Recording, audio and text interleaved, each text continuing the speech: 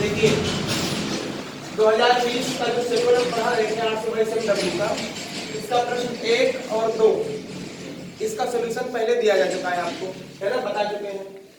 और उसमें जो प्रश्न हम छोड़ रहे हैं वो 30% जो सिलेबस आपका कम हुआ है ना, उसको हमने छोड़ दिया है। और तीसरे में जो खंड थे का ख ग घ, उसमें से खा खंड प्रायिकता वाला था, तो उसको नहीं बताएंगे क्योंकि वो आउट ऑफ सिलेबस है।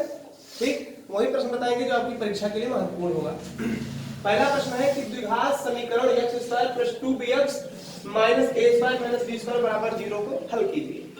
इसको लगाने के लिए सूत्र का भी प्रयोग कर सकते हो, जो श्रीधराचार्य फार्मूला है, ठीक, या जिसको द्विघात समीकरण का सूत्र भी कहते हैं, उसका भी प्रयोग कर सकते हो, या फिर गुणनखंड विधि से भी इसको लगा सकते हो। तो सूत्र भी आप लोग जान लो तो ज्यादा अच्छा है ना। सूत्र भी बता देते हैं साथ साथ। सूत्र वैसे पहले बताया रह चुका है जब इस चैप्टर को पढ़ा रहे थे द्विघात समीकरण का, लेकिन जान लीजिए एक बार फिर से। तो सूत्र होता है x - b, फिर अंडर रूट के अंदर b² - 4ac upon 2a। Formula होता है -b plus minus under root b² - 4ac upon 2a। इस फार्मूले पे हम वैल्यू रखेंगे और जो वैल्यू आएगी वही x की वैल्यू होगी।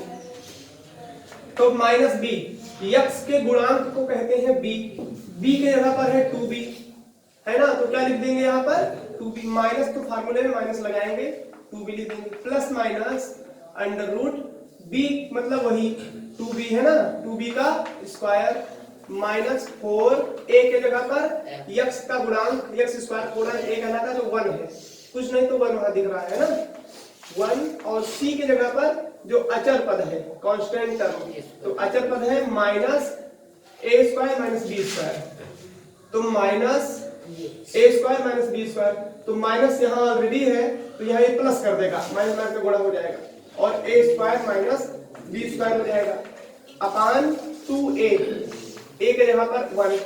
इसी को सॉल्व करेंगे हम। अब देखिए ध्यान से, -2b तो रहेगा ही, -2b ये रहेगा ही, प्लस माइनस रहेगा। इसको सॉल्व करते हैं, 2 दूनी 4b² हो जाएगा, 4b² होगा, और इसको जब गुणा करेंगे तो 4a² - 4b², 4b² plus 4a² - 4b², 4b² plus 4a² minus 4b² अपान 2, 4b प्लस 4b² माइनस कर गया, बचा क्या -2b प्लस माइनस 4a² बचा अंदर। तो ये रूट के अंदर है, इसका वर्गमूल हम बाहर करके लिखेंगे, तो 4 का वर्गमूल 2 और a² का वर्गमूल a, तो क्या हो जाएगा 2a अपान 2। पूरे में कॉमन देख लो, ऊपर 2 कॉमन है ना, तो ऊपर 2 अगर कॉमन हो गया तो बचा अंदर -b, 2 कॉमन ले लेंगे तब -b प्लस माइनस a अपान 2, 2 से 2 कैंसिल हो गया, क्या बचा -b प्लस माइनस a।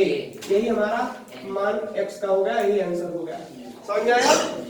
अगला देखिए, दो समरूप त्रिभुजों के परिमाप क्रमशः 40 सेंटीमीटर है, क्रमशः ऐसे तो नहीं होगा, 40 सेंटीमीटर और 60 सेंटीमीटर, ऐसा है प्रश्न ये था। 40 सेंटीमीटर और 60 सेंटीमीटर है, ये थोड़ा गलती हो गई प्रश्न नोट करने में, और 60 सेंटीमीटर है। इनके क्षेत्रफलों में अनुपात ज्ञात कीजिए। इसके लिए प्रमेय है, दो समरूप त्रिभुजों के क्षेत्रफलों का अनुपात उनकी संगत भुजाओं के अनुपात का वर्ग होता है। ये बताया था, दो समरूप त्रिभुजों के क्षेत्रफलों का अनुपात उनकी संगत भुजाओं के अनुपात का वर्ग होता है। एक और प्रमेय इससे संबंधित से समझ लीजिए, दो समरूप त्रिभुजों के क्षेत्रफलों का अनुपात उनके संगत परिमापों का वर्ग होता है।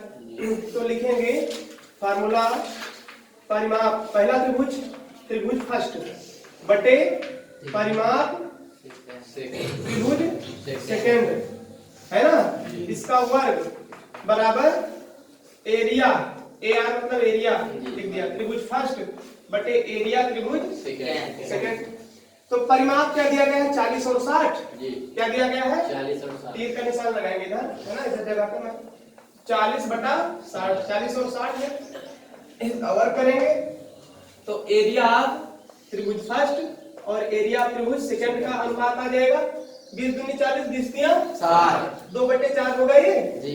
2 बटे और उसका स्क्वायर करेंगे 2 का तो 4 और 6 और 3 का स्क्वायर 9, 2 3 4 2 3 6 कट गया 4 अनुपात 9 यानी एरिया ऑफ त्रिभुज फर्स्ट बटे एरिया ऑफ त्रिभुज सेकंड। तो क्या आ गया 4 अनुपात 9 इसका आंसर हो जाएगा 4 अनुपात 9 यानी दोनों त्रिभुजों के क्षेत्रफलों में अनुपात 4 अनुपात 9 का होगा। आगे देखिए y का मान ज्ञात कीजिए। इसका अगला प्रश्न है जिसके लिए बिंदु P -2 10 और Q 10 y के बीच की दूरी 10 मात्रक है। तो एक फार्मूला और बताया था निर्देशांक ज्यामिति पढ़ाते समय, दो बिंदुओं के बीच की दूरी का फार्मूला, ठीक है, होता है दो बिंदुओं के बीच की दूरी बराबर दो बिंदुओं के बीच की दूरी। इसके लिए फार्मूला है अंडर रूट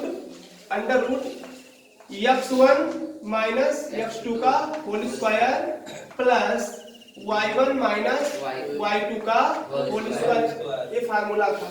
अब क्योंकि ये दिया गया है, बिंदुओं के बीच की दूरी दी गई है, तो बीसी पे रख के लगा लेंगे, है ना। तो यहाँ लिख देंगे 10, बिंदुओं के बीच की दूरी क्या है 10। फार्मूला ये है, इसी पे हम रखेंगे। तो 10 बराबर अंडर रूट x1 2 y1 है ना, x1 y1 x2 y2, x1 2 y1 10, तो 2 माइनस 10 का स्क्वायर प्लस -3 और माइनस y का स्क्वायर। दोनों पक्षों का अगर हम वर्ग करते हैं तो ये वर्गमूल वाला निशान हट जाएगा।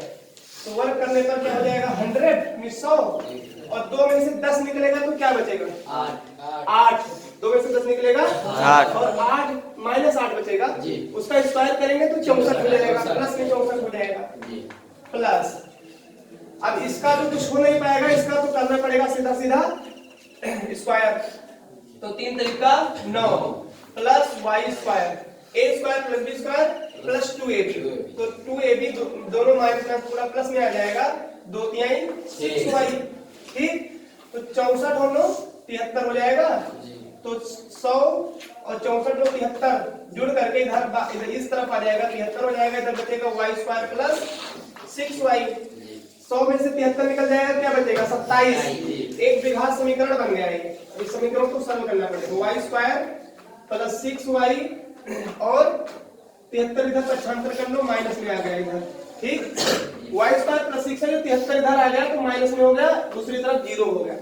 अब इसको सरल करेंगे, है ना, सॉरी -27 लिखना है, ठीक है 27। 100 में से 73 निकलेगा, 27 बचेगा, ठीक। तो अब देखो 27 के दो खंड ऐसे करो कि जोड़ने या घटाने पर 6y आए।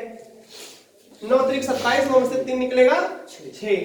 तो y square plus 9y minus 3y minus 27 बराबर 0। y कॉमन लेने पर y प्लस 9 और 3 कॉमन लेने पर y प्लस 9 बराबर 0।